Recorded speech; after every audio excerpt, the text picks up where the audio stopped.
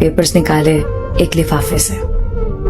अफशा का हाथ पकड़कर कहने लगा, जानती हो ये पेपर्स किस चीज के हैं? अफशा का दिल धड़कने लगा। क्या है ये सारिम? ये हम दोनों की खुशी है अफशा। बताओ सारिम, ये क्या है? वो प्यार भरे लहजे में बोला, ये हमारे नए घर के पेपर्स हैं।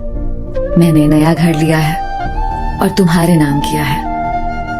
अफशा को यकीन नहीं हो रहा था। अफशा ने देखा, नया घर, वो भी मेरे नाम। अफशा कुर्सी पे बैठ गई, आंखों में आंसू आ गए। सारिम, इतनी मोहब्बत। सारिम की आंख से पहली बार आंसू झलका था।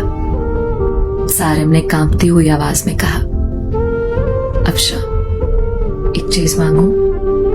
अफशा ने हाँ में सर हिला दिया। अफशा, हमेशा खुश रहना। जानती हो तुम परी सी हो, मासूम सी, बहुत प्यारी हो तुम। मैं बहुत खुश नसीब हूं, तुम जैसी हमसफर मिली मुझे। अफशा, हमारी शादी को 2 साल गुजर गए, लेकिन हमने कभी एक दूसरे को सीने से नहीं लगाया। मुझे आज सीने से लगा लो ना। अफशा ने ना चाहते हुए आज सारिम को सीने से लगा लिया। सारिम जोर से सीने से लगा, रोते हुए कहने लगा, ये बाहें क्या पता फिर नसीब हो ना हो। इतना कहकर सारिम कमरे में चला गया। अफशा को समझ नहीं आ रहा था कि क्या करे।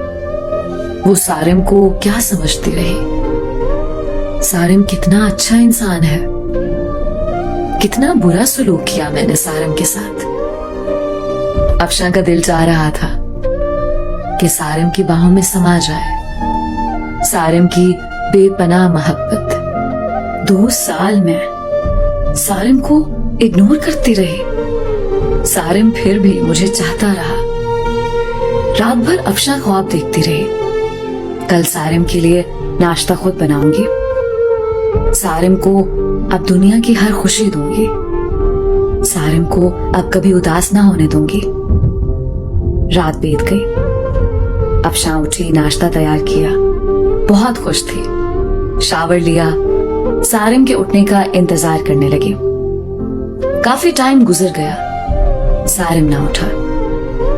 अफशा कमरे में गई, मोहब्बत से आवाज देने लगी, सारिम उठ जाए, मैंने आज आपके लिए नाश्ता तैयार किया है। सारिम करवट लिए सो रहा था। अफशा ने मोहब्बत से सारिम को छुआ, देखा सारिम का जिस्म ठंडा पड़ चुका है। अफशा ने आगे बढ़कर देखा, सारिम के बिस्तर पे खून पड़ा था, मुंह पे खून लगा हुआ था।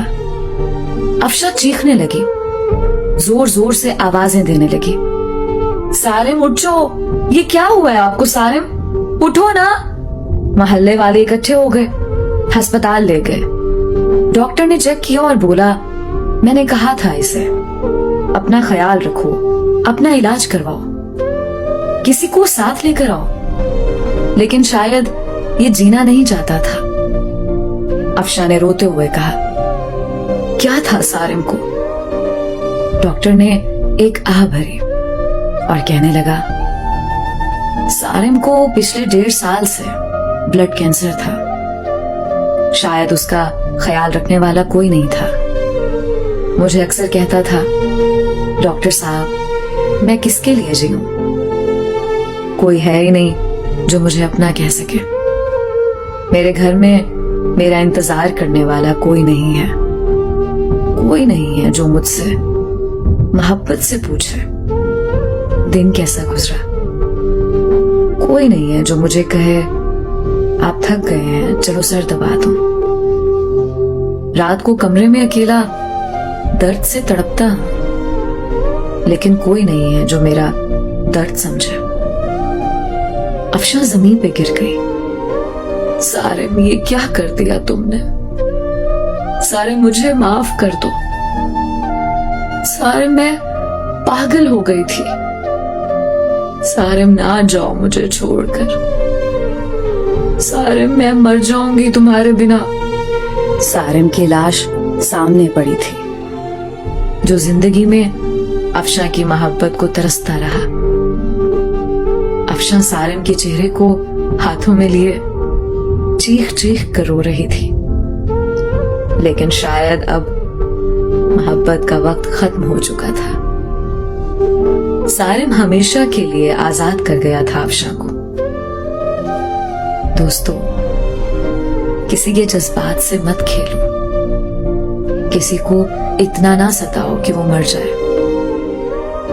अपने हमसफर को सीने से लगाकर एक दूसरे को गाली देने की बजाय एक दूसरे को चूम लो। अना में मोहब्बत के लम्हों को ना जला देना। छोटी सी जिंदगी है, ना जाने कब बिछड़ जाए, कब मौत आ घेरे।